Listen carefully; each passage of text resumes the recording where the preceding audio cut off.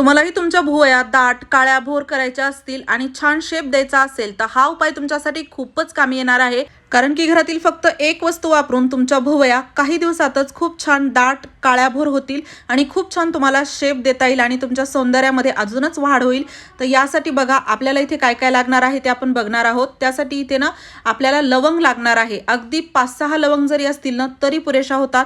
फक्त योग्य लवंग घेतली पाहिजे तरच याचा फायदा होणार आहे। आणि योग्य लवंग कशी निवडायची ते बघा। इथे ना 2 लवंग मी घेतलेले आहेत। एकामध्ये ना फूल आहे आणि एकामध्ये फूल नाही। तर इथे आपल्याला फूल नसलेली लवंग अजिबात वापरायची नाही, फूल लवंग असलेलीच वापरायची आहे। म्हणजे तुम्ही बघू शकता यावरती असा ना एक गोलाकार असतो आणि ही फूल असलेली लवंग आपल्याला खूप जास्त फायदेशीर ठरू शकते। कारण की यामध्ये असतं इजोनॉल आणि अँटीऑक्सिडंटमुळे भुवयांच्या मुळांना पोषण मिळतं, रक्त पुरवठा व्यवस्थित होतो। भुवया किंवा पापण्यांची केस गळत असतील तर ते गळणं बंद होतं। खूप छान भुवया दाट काळ्याभोर होतात आणि लवंग खूप चांगली म्हणजे लाईव्ह रिझल्ट देऊ शकते तुम्हाला। एवढा चांगल्याचा फायदा होतो। फक्त योग्य पद्धतीने वापरा। प्रोसेस खूप महत्त्वाची आहे याची आणि याला तुम्हाला दररोज बनवायची अजिबात गरज नाही। एकदाच बनवून तुम्ही भरपूर असं बनवून ठेवू शकता। चला तर याला कसं बनवायचं ते बघूयात। तर इथे मी लोखंडी तवा घेतलेला आहे, गरम करण्यासाठी ठेवलेला आहे। कोणतंही लोखंडी भांडं घ्यायचं, गरम करण्यासाठी ठेवायचं आणि त्यामध्ये आपण काढलेल्या लवंग, ज्या चांगल्या फूल असलेल्याच लवंग घेतलेल्या आहेत फ्रेश, ज्याचा की खूप चांगला वास येत होता, त्या लवंग आपल्याला तव्यावरती टाकायच्या आहेत आणि व्यवस्थित याला भाजून घ्यायचं आहे। भाजून म्हणजे बघा कसं करायचं, याला ना आपल्याला हलवायचं आहे। अगदी म्हणजे या चहू बाजूंनी चांगल्या भाजल्या गेल्या पाहिजेत आणि भाजायचं केवढं हे खूप महत्त्वाचं आहे। कारण की ना बघा यामधील ज्या स्टेप आहेत, आपण कसं घरगुती उपाय करत आहोत, कोणता यामध्ये कसं केमिकल असं काही नाही, त्यामुळे याचा फायदा होणारच। पण घरगुती उपाय योग्य पद्धतीने बनवणं देखील खूप गरजेचं असतं। त्यामुळे आता बघा हलवत राहायचं। हलवत असताना जसा लवंग गरम होतात तर त्या अशा फुगायला लागतात आणि त्यासोबतच ना यामध्ये असा पांढरट डॉट तुम्हाला दिसतील, पांढरटपणा यामध्ये यायला लागतो आणि हे आपल्याला हवं आहे। म्हणजे हे भाजायला सुरुवात झालेली आहे हेच समजून जायचं। थोडा थोडा यामधून धूरही निघत होता आणि तसंच याला जसं आपण हलवतो तर चारही बाजूंनी कशा या पांढऱ्या पडतात।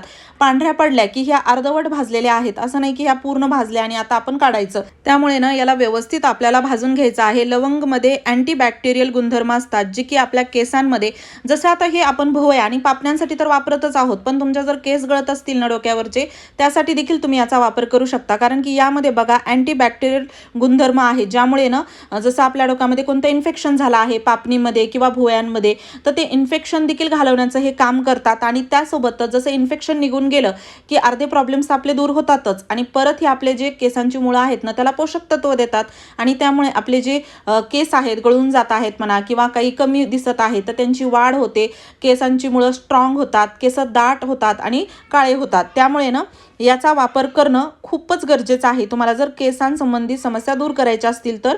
आणि त्यासोबतच बघा इथे ना आपण हे आता जसं तुम्ही बघत होतात अगोदर ना हे पांढरे असे यावरती थोडे चट्टे झाले होते या लवंगावरती आणि आता ही काळसर व्हायला सुरुवात झालेली आहे आणि धूरही निघत आहे। पांढरी झाली तेव्हा अर्धी भाजली आणि ते पांढरे पूर्ण जे भाग आहे झालेला लवंगावरचा तो नाहीसा होईपर्यंत आपल्याला याला भाजायचा आहे। म्हणजेच पूर्ण याला काळं कुट्ट करायचं आहे आणि हे हलवत राहिलं ना असं थोडं थोडं तर चहू बाजूंनी चांगला हा पूर्ण भाग असा काळा होतो आणि व्यवस्थित लवंग भाजल्या जाते। धूर निघत आहे पण तुम्ही जसं आता बघत आहात तर याला मी असं खूप जास्त करपवत नाहीये किंवा इथे पूर्ण याला जाळायचंच असं नाहीये, फक्त चहू बाजूंनी चांगली भाजून घ्यायची। पांढरट भाग पूर्ण नाहीसा झाला की लवंग चांगल्या काळ्या होतात आणि त्यावरती थोडीशी चमक आपल्याला दिसू लागते, अशा छान चमकायला लागतात, शायनी होतात आणि हे आपल्याला गरजेचं आहे इथपर्यंत याला भाजणं। यापेक्षा जास्त किंवा यापेक्षा कमी याला भाजायचं नाही। तर आता बघा याला कसं प्रोसेस करायचं ते करूयात। तर इथे ना आता तुम्ही हाताने थोडंसं थंड झालं, रूम टेम्परेचरवरती आलं, हाताने असं दाबून बघा, चांगला याचा असा चुरा होत आहे, चांगलं असं हे पावडर होत आहे। तर आपल्याला हे असंच हवं आहे।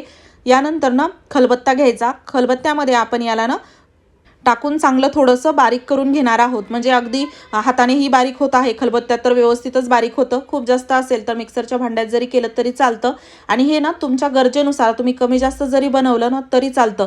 आता मी जेवढं बनवत आहे ना तेवढं देखील 1 महिन्याभरासाठी पूर्ण होतं एका व्यक्तीसाठी। त्यामुळे म्हणजे कसं स्टॉक बनवत राहायचं, 1 महिना 2 महिन्याचा स्टॉक मी बनवून ठेवते। आता माझा संपला होता म्हणून मी बनवत आहे आणि याचे रिझल्ट ना मला स्वतः मिळाला आहे म्हणून मी तुमच्यासोबत शेअर करत आहे। तर बघा चांगलं याचं बारीक असं पावडर झालेलं आहे।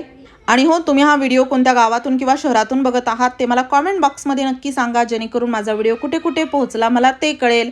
आता ना यानंतर बघा एका वाटीमध्ये ही पूर्ण लवंगचं पावडर मी काढलेलं आहे आणि छान बारीक अशी याची चूर झालेली आहे। आणि त्यासोबतच ना काय करायचं आता इथे जसं आता हे मी एकदाच बनवून ठेवत आहे, तुम्ही पण तसं करू शकता, पण त्याला कसं स्वच्छता व्यवस्थित ठेवायची, म्हणजे एखाद्या स्वच्छ अशा बॉटलमध्ये झाकणबंद व्यवस्थित होणाऱ्या बॉटलमध्ये भरून ठेवायचं आहे। तर त्यामुळे ना तुम्ही हे असं व्यवस्थित बनवा आणि बॉटलमध्ये छान भरवून ठेवा। पण अगोदर बघा यामध्ये काय काय मिक्स करायचं आहे। तर ना इथे मी घेतलेलं आहे एरंडीचं तेल। एरंडीचं तेल घ्यायचं, कास्टर ऑइल किंवा कोकोनट ऑइल यापैकी तुम्ही कोणतंही तेल वापरू शकता जे तुमच्याकडं उपलब्ध असेल ते। आणि ते तेल यामध्ये अगदी छोटा चमचा टाकायचं, ज्यामध्ये की ही आपली पावडर आहे ती व्यवस्थित भिजेल एवढंच तेल टाकायचं, जास्त तेल टाकायचं नाही। जसं आता इथे ना तुम्ही जास्त प्रमाणात लवंग घेतल्या तर तेलही त्याप्रमाणे जास्त घ्यावं लागेल। आता त्यानंतर बघा आता खूप जसं तुम्ही आता बघत असाल यामध्ये ना खूप अशी शाईन आहे, चमक आहे आणि हे अगदी परफेक्ट तयार झालेलं आहे। त्यानंतर ना विटॅमिन ईची आपल्याला गोळी घ्यायची आहे। हे ऑप्शनल आहे, नसेल तर नाही टाकली तरी चालतं, पण असेल तर नक्की टाका, कारण की स्वस्तात मिळते, घरीही आपण त्वचेसाठी वापरतोच आणि ना याचे फायदे देखील खूप लवकर मिळतात। तर ही विटॅमिन ईची गोळी मी फोडून यामध्ये टाकलेली आहे। चांगलं व्यवस्थित आपल्याला यामध्ये टाकून याला मिक्स करायचं आहे। अजून एक गोष्ट यामध्ये ना तुमच्याकडे असेल तर ॲलोवेरा जेल ही नक्की टाका। फ्रेश असेल तर फ्रेश ॲलोवेरा जेलमध्ये बघा कसं प्रोसेस झालेली नसते, त्यामुळे ना जसं ॲलोवेरा फ्रेश वापरत असाल ना तर 15 दिवसाचा स्टॉक बनवा आणि मार्केटचे ॲलोवेरा जेल वापरत असाल ना तर 2 महिने जरी बनवून ठेवलं तरी ते खराब होत नाही। पण घरच्या ॲलोवेरा जेलमध्ये बॅक्टेरिया वगैरे काही दिवसानंतर तयार व्हायला लागतात, तर या गोष्टीची काळजी घ्यायची। मी यामध्ये ना पॅकेटवाला ॲलोवेरा जेल थोडासा टाकलेला आहे आणि त्यानंतर चांगलं असं मिक्स केलं। जास्त घट्ट जास्त पातळ असं अजिबात करायचं नाही, कारण की ते व्यवस्थित आपल्याला नंतर लावता देखील आलं पाहिजे। आता बघा टूथपिकच्या मदतीने किंवा एखाद्या एअरबडच्या मदतीने हे कसं लावायचं मी सांगते। तुमच्याकडे छोटा ब्रश असेल ॲब्रोचा किंवा याचा भुवयांचा आणि पापण्यांचा, तर ते देखील तुम्ही वापरू शकता लावण्यासाठी। तर हे असं थोडंसं घ्यायचं आणि भुवईवरती आपल्याला असं लावायचं आहे। त्या अगोदर जर तुमची स्किन सेन्सिटिव्ह असेल तर थोडंसं तुम्ही हातावरती लावून बघा, काही तुम्हाला जर जाणवलं नाही तर तुम्ही भुवयावरती नक्की लावा। तसा तर काही याचा त्रास होत नाही, पण एक प्रिकॉशन म्हणून मी तुम्हाला सांगितलं। बाकी बघा भुवईवरती अशा प्रकारे आपल्याला लावायचं आहे। लावून रात्री लावून सकाळी जरी धुतलं तरी चालतं, किंवा वेळ नसेल लक्षात नसेल तर 10-15 मिनटं का होईना नक्की लावा, तुम्हाला याचा बेस्ट रिझल्ट मिळेल। आणि खरं सांगू यामध्ये ना असं आता बघा काही जास्त वस्तूही लागल्या नाहीत, 3 वस्तू फक्त लागलेल्या आहेत। प्रोसेस महत्त्वाची आहे, 5 मिनिटाची प्रोसेस आहे, पण फायदे भरपूर आहेत। मार्केटमधील इतर केमिकल किंवा असं काही लावण्यापेक्षा हा उपाय तुम्हाला तर फायदा देणारच आहे, कोणते नुकसान होणार नाही। आणि जसं आपण भुवया दाट करण्यासाठी काही काही प्रोडक्ट लावतो ते देखील वापरण्याची तुम्हाला गरज पडणार नाही। आता बघा याला बनवून एखाद्या स्वच्छ झाकणबंद बरणीमध्ये भरून ठेवा आणि दररोज वापरा। आणि हो व्हिडिओ थोडासा जरी आवडला असेल जास्तीत जास्त शेअर करा। चॅनलवरती नवीन असाल सबस्क्राईब करायला विसरू नका। काही प्रश्न असतील तर कॉमेंटमध्ये विचारा।